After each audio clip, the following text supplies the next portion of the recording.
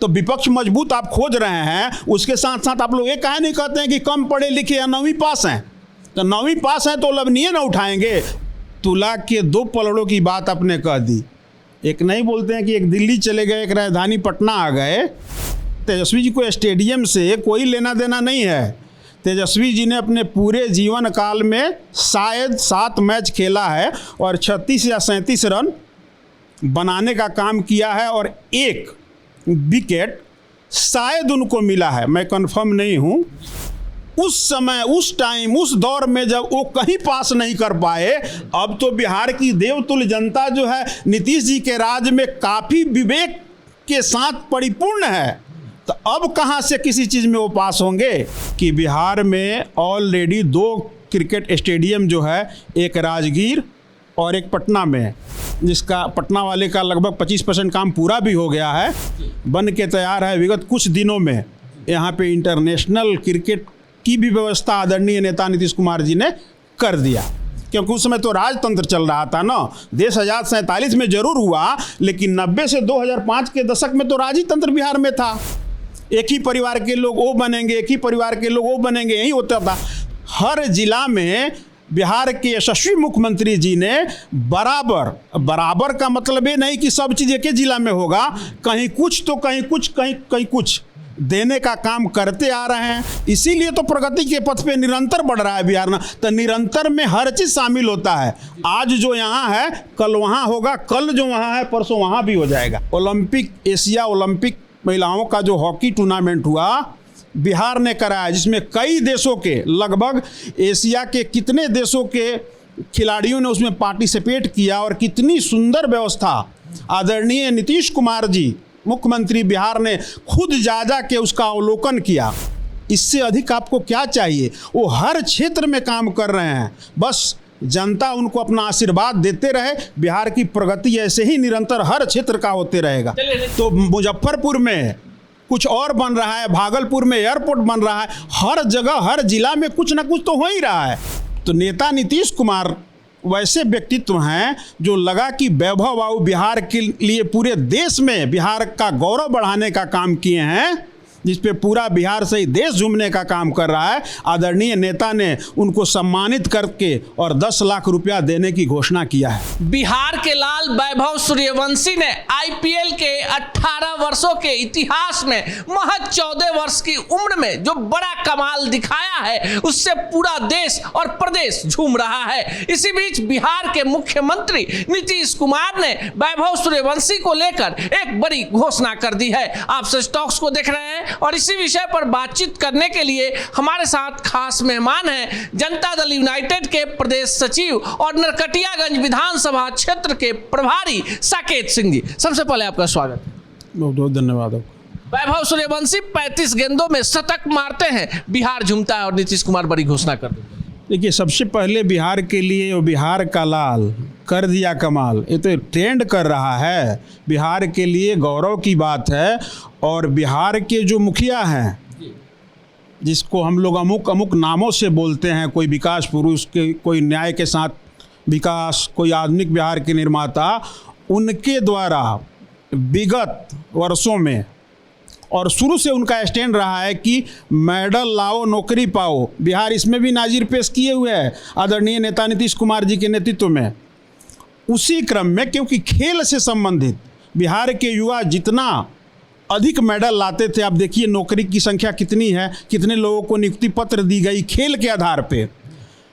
तो नेता नीतीश कुमार वैसे व्यक्तित्व हैं जो लगा कि वैभव बाबू बिहार के लिए पूरे देश में बिहार का गौरव बढ़ाने का काम किए हैं, जिस पे पूरा बिहार से ही देश झूमने का काम कर रहा है। आदरणीय नेता ने उनको सम्मानित करके और 10 लाख रुपया देने की घोषणा किया है। लेकिन साकेत सिंह जी, जिस प्रदेश के मुख्यमंत्री वैभव सूर्यवंशी को 10 लाख रुपया देते हैं, उस बिहार में एक भी क्रिकेट का स्टेडियम वर्तमान में खेलने लायक नहीं है, क्या कहेंगे? अब आपके जानकारी के लिए, हम ये तो नहीं कहेंगे कि आप अपनी जानकारी दुरुस्त करिए, लेकिन आपकी जानकारी के लिए बताना मैं चाहूँगा कि बिहार में ऑलरेडी 2 क्रिकेट स्टेडियम जो है, एक राजगीर और एक पटना में, जिसका पटना वाले का लगभग 25% काम पूरा भी हो गया है, बन के तैयार है। विगत कुछ दिनों में यहाँ पे इंटरनेशनल क्रिकेट की भी व्यवस्था आदरणीय नेता नीतीश कुमार जी ने कर दिया। लेकिन आपको लगता है कि बिहार में एक तरफ वैभव सूर्यवंशी चमकते हैं, ईशान किशन हैं, मुकेश कुमार हैं, इसके बाद कई सारे खिलाड़ी हैं बिहार के जो आईपीएल में खेल रहे हैं, लेकिन बिहार की एक आईपीएल टीम तक नहीं है। आपको लगता है कि सरकार को भी पहल कर देनी चाहिए? देखिए, सबसे पहले उजड़े हुए बिहार से यहाँ तक का सफ़र जो तय हुआ, जिसमें बिहार ने अलग अलग क्षेत्रों में नेता नीतीश कुमार जी के नेतृत्व में कीर्तिमान स्थापित करने का काम किया है, तो हर चीज़ का एक समय होता है। क्योंकि हम लोग तो बोलते हैं कि उजड़ते हुए बिहार आदरणीय नेता को मिला था, उजड़ते हुए बिहार को बसा के अभी कुछ दिन पहले ही आपने देखा होगा कि बिहार ने पूरे दुनिया, देश नहीं दुनिया में इतिहास रचने का काम किया। ओलंपिक, एशिया ओलंपिक महिलाओं का जो हॉकी टूर्नामेंट हुआ बिहार ने कराया, जिसमें कई देशों के, लगभग एशिया के कितने देशों के खिलाड़ियों ने उसमें पार्टिसिपेट किया, और कितनी सुंदर व्यवस्था आदरणीय नीतीश कुमार जी मुख्यमंत्री बिहार ने खुद जा के उसका अवलोकन किया। इससे अधिक आपको क्या चाहिए? वो हर क्षेत्र में काम कर रहे हैं, बस जनता उनको अपना आशीर्वाद देते रहे। बिहार की प्रगति ऐसे ही निरंतर हर क्षेत्र का होते रहेगा। चलिए, नीतीश कुमार विकास पुरुष है, नीतीश कुमार ने बहुत सारा काम कर दिया, पर स्टेडियम भी राजगीर में बन रहा है, मुख्यमंत्री भी उसी इलाके के। आपको नहीं लगता भागलपुर में बना देते, मुजफ्फरपुर में बना देते, गोपालगंज में बना देते, नरकटियागंज में बना देते? बिल्कुल बना देते तो आपको राजगीर दिख गया और पटना नहीं दिखा, देश की राजधानी नहीं दिखा आपको। बिहार की राजधानी में भी तो बन रहा है। हो सकता है कि राजधानी और राजगीर में खेल स्टेडियम बन रहा है, तो मुजफ्फरपुर में कुछ और बन रहा है, भागलपुर में एयरपोर्ट बन रहा है। हर जगह, हर जिला में कुछ ना कुछ तो हो ही रहा है। लेकिन साकेत सिंह जी, पुलिस अकादमी राजगीर में, स्टेडियम राजगीर में, इंटरनेशनल खेल राजगीर में, क्रिकेट स्टेडियम राजगीर में, थोड़ा सा लालू जी भी थे तो गोपालगंज में खूब, फुलवरिया में रेलवे स्टेशन लेकर गए, फुलवरिया में बहुत कुछ कर दिया। अगल बगल में भी इलाके हैं, थोड़ा उस पर भी हो जाए। आज मैं बिल्कुल 90 से 2005 के बीच नहीं जाना चाहता था, लेकिन आपने याद दिला ही दिया। हम लोग भागते हैं और आप लोग याद दिला देते हैं, फिर कहते हैं कि 90 से लेकर 2005 की चर्चा आप लोग क्यों करते हैं। इसलिए करना पड़ता है कि किसी तराजू के दो पलड़े को समानांतर तुले पे लाने के लिए ना तुलना बहुत ज़रूरी है। आप बोले कि राजगीरे में काहे बन रहा है या फलानवे जगह काहे बन रहा है, नहीं, पूरे बिहार की बात मैं कर रहा हूँ। पूरे बिहार का सर्वे आप करिए, घूमिए और देखिए कि किस जिला में क्या है, तो उस जिला में कुछ और है, तो उस जिला में कुछ और है। हर जिला में बिहार के यशस्वी मुख्यमंत्री जी ने बराबर का मतलब ये नहीं कि सब चीज़ एक ही जिला में होगा, कहीं कुछ तो कहीं कुछ, कहीं कुछ देने का काम करते आ रहे हैं। इसीलिए तो प्रगति के पथ पे निरंतर बढ़ रहा है बिहार ना। तो निरंतर में हर चीज़ शामिल होता है। आज जो यहाँ है कल वहाँ होगा, कल जो वहाँ है परसों वहाँ भी हो जाएगा। चलिए, आपकी बातों पर विश्वास कर लेते हैं। निरंतर नीतीश कुमार ने सड़क बना दी, बिहार में कानून व्यवस्था की स्थिति ठीक हो गई, सड़कों की, स्वास्थ्य की स्थिति ठीक हो गई। लेकिन आपको लगता है कि अगर स्टेडियम आपने बनाया होता तो आज तेजस्वी यादव नीतीश कुमार के कंपटीटर नहीं होते, एक अच्छे क्रिकेटर होते, आईपीएल में वैभव सूर्यवंशी जैसे नीतीश जी उनको भी 10 लाख का इनाम देते होते? नहीं नहीं नहीं नहीं, ये तुला के दो पलड़ों की बात आपने कह दी। एक नहीं बोलते हैं कि एक दिल्ली चले गए, एक राजधानी पटना आ गए। तेजस्वी जी उस समय, तेजस्वी जी को स्टेडियम से कोई लेना देना नहीं है।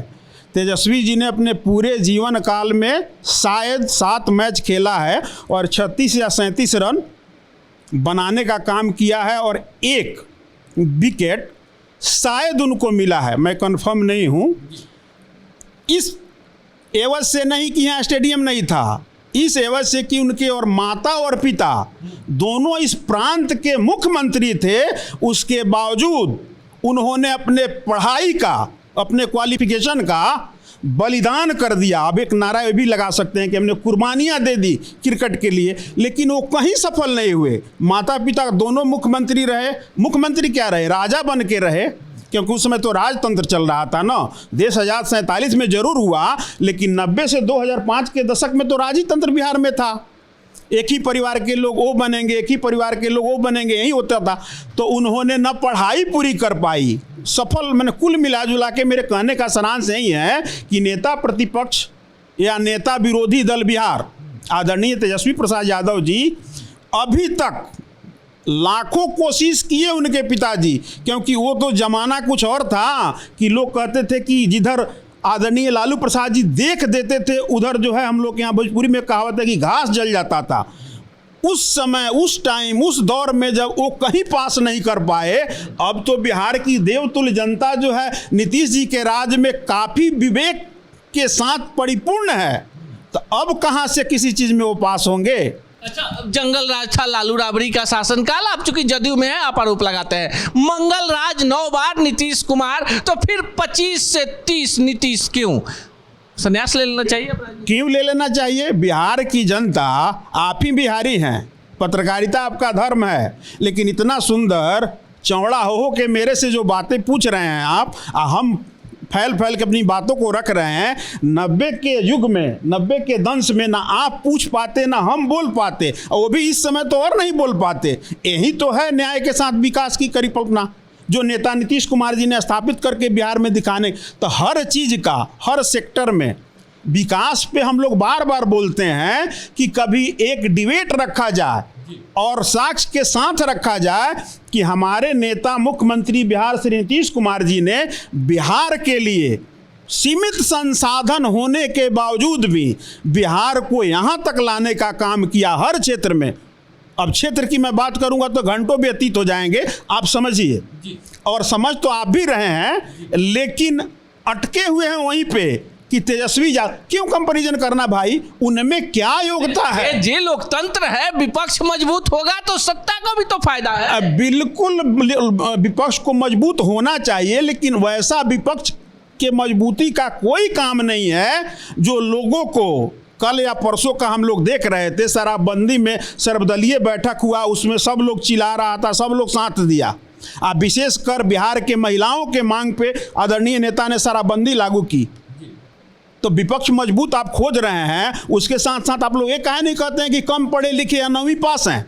तो 9वीं पास हैं तो लवनीय न उठाएंगे। वो चाह रहे हैं कि बिहार के युवा, बिहार के लोग जो इस लत से दूर जा रहे हैं, अपनी कमाई कर रहे हैं, वो अपने जीवन उपार्जन का साधन ढूंढ रहे हैं, अपने बच्चों को शिक्षित बनाना चाह रहे हैं, तो फिर वही नाटक करने की कोशिश कर रहे हैं नेता प्रतिपक्ष लवनी उठा के। क्योंकि क्या वो समझ रहे हैं क्या कि बिहार के जो युवा हैं वो नशा के बिना नहीं रह सकते हैं? बिहार में आने वाले कुछ ही समय में भी चुनाव है, चलिए मैदान में बिहार की जनता ही उनको बता देगी कि लवनी उठाने का क्या मतलब है और नीतीश कुमार जी जैसे लोगों का बिहार बसाने का क्या मतलब है। बिहार की जनता को सुख, चैन, शांति और समृद्धि चाहिए। जो एनडीए की सरकार, डबल इंजन की सरकार, केंद्र में आदरणीय देश के यशस्वी प्रधानमंत्री जी के नेतृत्व में देश मजबूती के साथ जैसे आगे बढ़ रहा है, वैसे ही बिहार नेता नीतीश कुमार जी के शासनकाल में, हालांकि वो तो अपने आप को सेवक मानते हैं, बिहार प्रगति के राह पे आगे निरंतर बढ़ रहा है और बढ़ते ही रहेगा। इसीलिए हम लोग का स्लोगन है कि 2025 225, आप लोग करेक्ट करिए, आप लोग 2025 या 30 बोल देते हैं, इसको करेक्ट भाषा में बोलना है कि 2025 225 फिर से नीतीश। चलिए, फिर से नीतीश। आप क्या सोचते हैं इस पूरे प्रकरण पर? कमेंट बॉक्स में जरूर बताइए।